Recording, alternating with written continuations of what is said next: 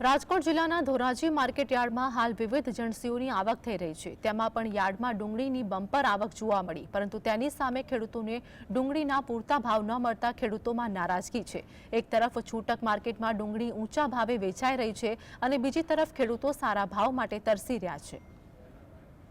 આ છે રાજકોટ જિલ્લાના ધોરાજીનું સરદાર માર્કેટ યાર્ડ। અહીં હાલમાં લાલ ડુંગળીની બમ્પર આવક થઈ રહી છે। જો કે પુષ્કળ આવકની સામે ડુંગળીના ભાવમાં પણ ઘટાડો થયો, જેના કારણે ખેડૂતોને મોટી નુકસાની વેઠવાનો વારો આવ્યો છે।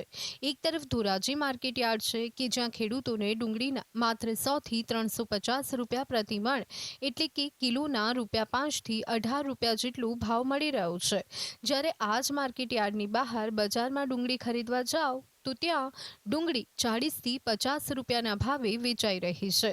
યાર્ડમાં ડુંગળીના ભાવ ઘટતા ખેડૂતોમાં નારાજગી સાથે નિરાશા પણ વ્યાપી ગઈ છે।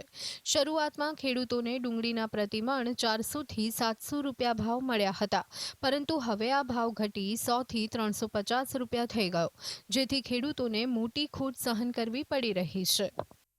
અહીંયા હું ડુંગળી આ ધોરાજી માર્કેટ યાર્ડમાં ડુંગળી ભરીને આવ્યો। અત્યારે ભાવ કોઈ છે જ નહીં, એવું ગણાય કે 100 થી 150 લગીના ભાવ હાલે છે। પેલા 700-800 ભાવ હતા, અત્યારે હાવ પાણીના ભાવે માગે। ખેડૂતને મરી જવું દવા પીને કે શું કરવાનું છે? અમને ડુંગળી 400 રૂપિયામાં પડે છે વીઘે વાવી મણે, તો અટાણે અમારે 100-150 માં જ વેચવી પડે છે। આ સરકાર નિકાસ નહીં કરે ને તો આ ખેડૂતને મરવાના વારા છે। આ વર્ષે સરકાર ખેડૂતો સામે જોવે અને પોષણક્ષમ ભાવ મળે તેવી આશા ખેડૂતોએ વ્યક્ત કરી છે। ડુંગળીના વાવેતરમાં એક વીઘે 20 થી 30 હજાર રૂપિયા જેવો ખર્ચ થઈ જતો હોય છે, પરંતુ તેની સામે ખેડૂતોને ડુંગળીના પોષણક્ષમ ભાવ મળી રહ્યા નથી। ત્યારે ખેડૂતોનું કહેવું છે કે તેમને પ્રતિમણના 800 થી 1000 રૂપિયાનો ભાવ મળવો જોઈએ, કારણ કે તેમને પ્રતિમણ 500 થી 600 રૂપિયા તો પડતર ખર્ચ થાય છે।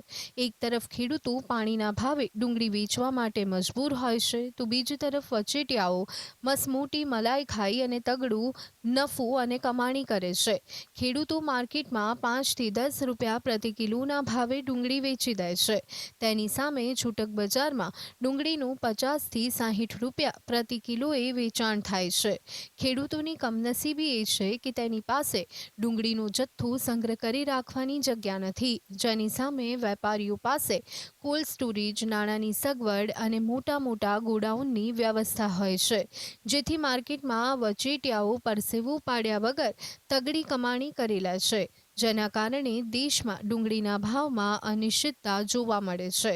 ગત વર્ષે પણ ડુંગળીના પાકમાં ખેડૂતોને આર્થિક માર સહન કરવો પડ્યો હતો।